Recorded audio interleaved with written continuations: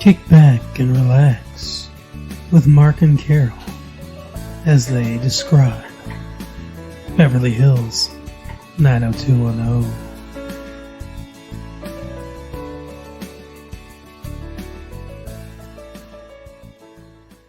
So as you can see, this is a brand new thing, but also sort of an old thing.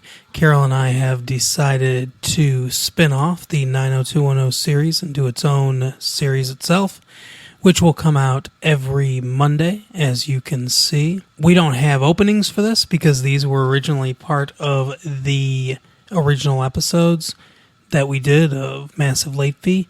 So this is a brand new opening, welcoming you to the show. Enjoy this episode of 90210. Now, let's get into our continuing coverage of 90210. Carol, take it away. All right, so this week's episode focused mostly on Brenda. And I'm going to be totally honest with you, because we watched this a few days ago. I'm not 100% sure what I don't remember the episode or how it went. So well, good. That means you won't interrupt me to correct me a bunch of times. Now, as I was saying, Brenda. Which one's Brenda? Seriously? Oh, you know what? I remember the episode now. The dark-haired one. Yeah, the Brendan. The female of the set of twins is the female Brenda. of the species. Brenda is Brendan's. Shannon Doherty. Yeah. Doherty. You haven't noticed that I've called him Brendan yet. Okay, Brendan. Brandon. Okay, Brendan. All right. It's an odd response, but okay. I don't know. I'm a little slap-happy, people. I didn't get a lot of sleep last night. Yeah, you're telling me. Know what you do? Shut up. Okay. Brenda was shopping with her friends. More than 3 dates. Yeah, shopping with the friends. And, well, actually, let me back it up. They were talking about Les Mis in class. That's true. That's how it started. Victor Hugo's Les Miserables. Right, and so just in case anybody out there is not familiar with the story, I can't imagine that anyone isn't, but the guy stole bread. Jean Valjean. Yeah, stole bread to feed his family. And he ends up getting, 20 years in jail? Something like that. Yeah. So, they're discussing all the, moral implications of this and everything, and Brenda then goes out shopping with Kelly and one of Kelly's friends. And guest star of the week.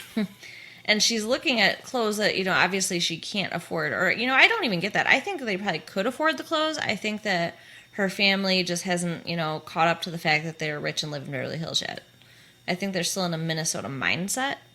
But, I mean, look at their house. There's no way they don't have some money to throw the kids for clothes. Well, they obviously get money later or live a different lifestyle later, that they change as people. Right. Clearly, as it goes on.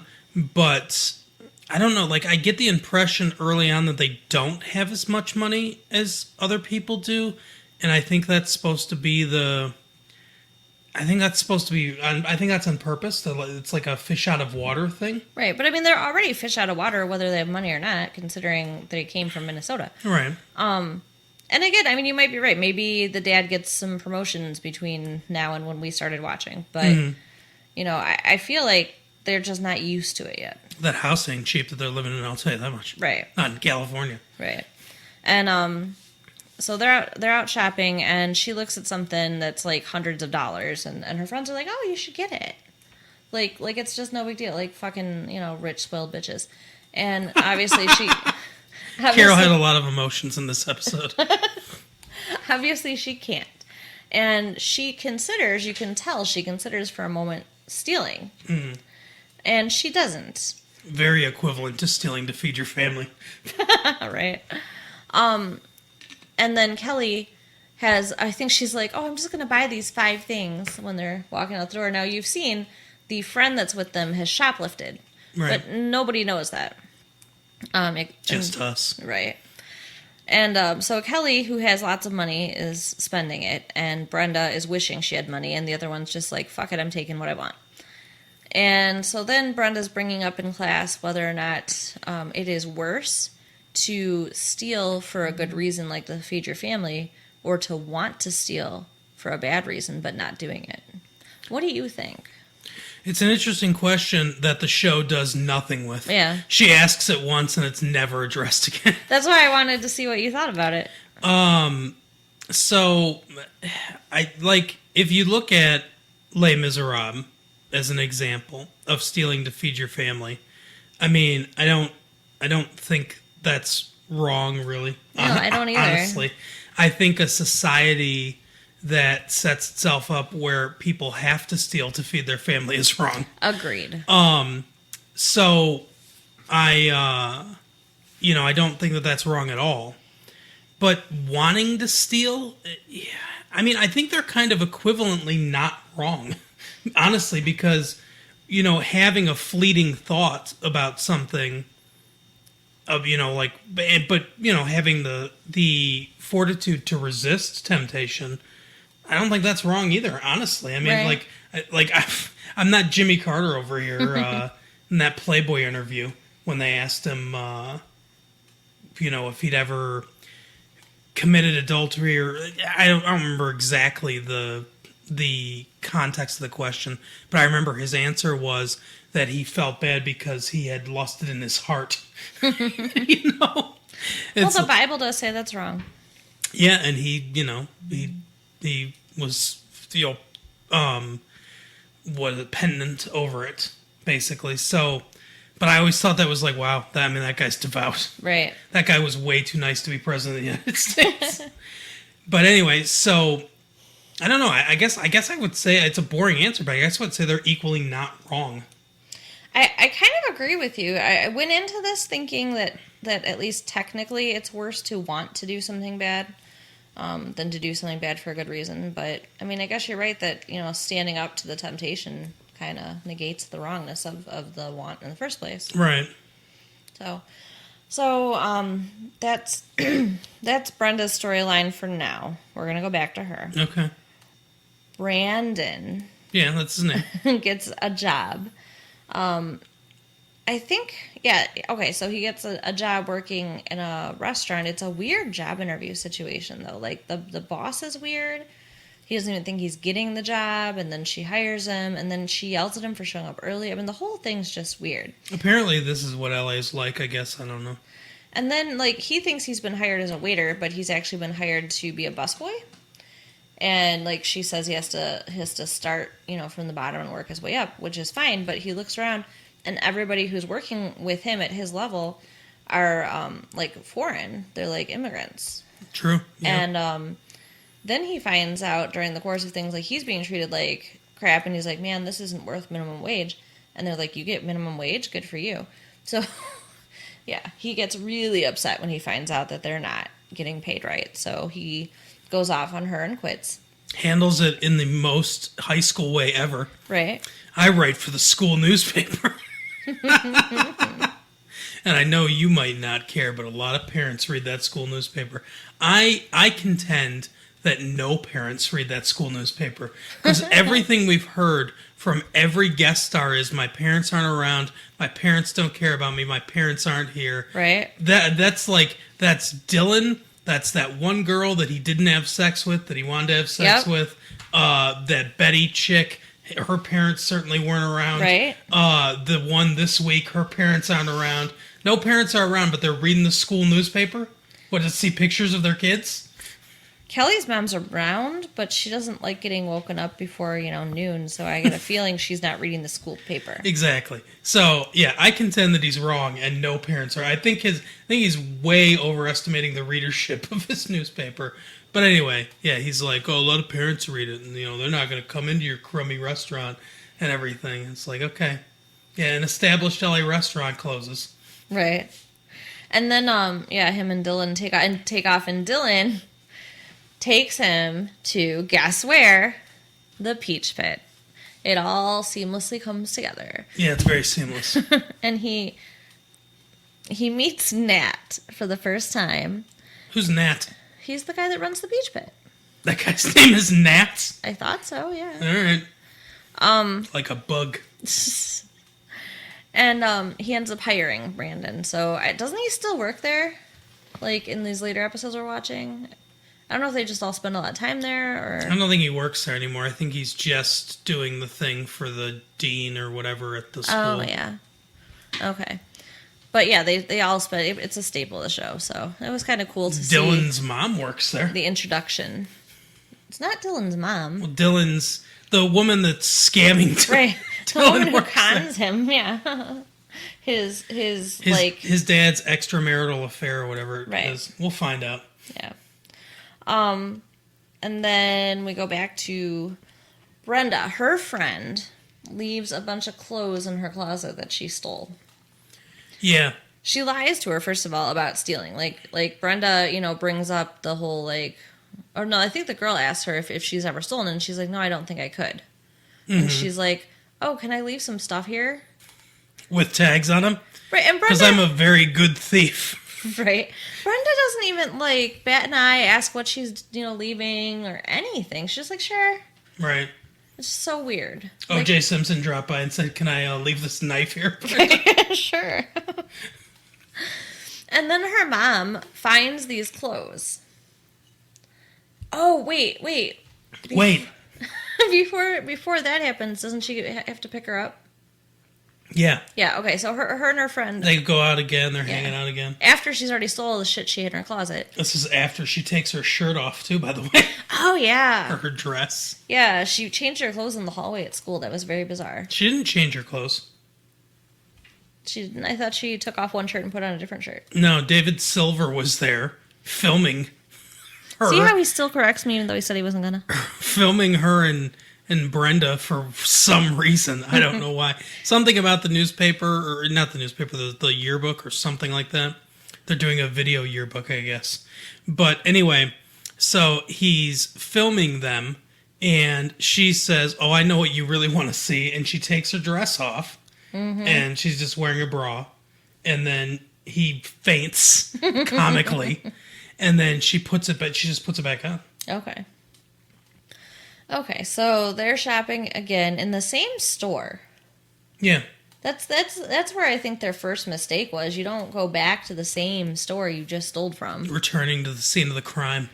And she asks Brenda to get something for her in a different size, thinking that's going to distract from what she's doing. Brenda doesn't know what she's doing. Yeah, she only calls attention to it. Yeah, because she's like, oh, my friend over there. Yeah, the person behind the counter, the woman behind the counter, she had her head buried under the counter for something, and she, got her to pop up. It was all really stupid, and then she gets mad at Brenda, like it's her fault that this lady looks at her. No, it's your fault for sending her over there in the first place. But they end up in shopping jail. Basically, they're in the office. Yeah, in the back, and they're like being interrogated, and they're like gonna call their parents and all this shit. They're gonna call the police, but the rich girl, who by the way could afford to buy anything anyway. It's how all good pornos start, where it's just two women back there, and then the manager comes, who's a man. You guys have been stealing. Yeah, she like shrugs her shirt down a little bit and takes her hair down. She's like, "I'll take care of this." Mm-hmm. Yeah, it really was how all good pornos start. Oh wow. Okay. But anyways, she's like, I would never steal. Why would I? I can buy anything I want. I have receipts showing I've spent thousands of dollars in your store. Mm-hmm. And here, I'll just write a check for everything because I was going to pay for it anyway. Right. So, he still calls their parents. Her parents don't come because they're not there. But Brenda's parents do. Mm-hmm. So even though Brenda's explaining she didn't do anything, which she didn't. I want to point out that Dylan right away with that, twin psychic connection or whatever. Dylan. Oh, sorry, not Dylan, Brandon.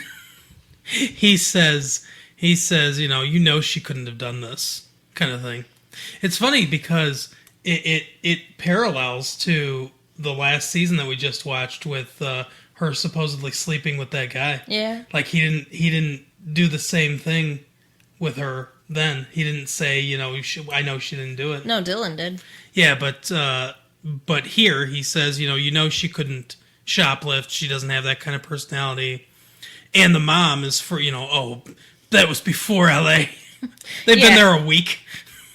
Yeah, the mom is being really weird. They got a cleaning lady that she's decided to befriend because, I don't know. Was her name Consuelo? Something like that.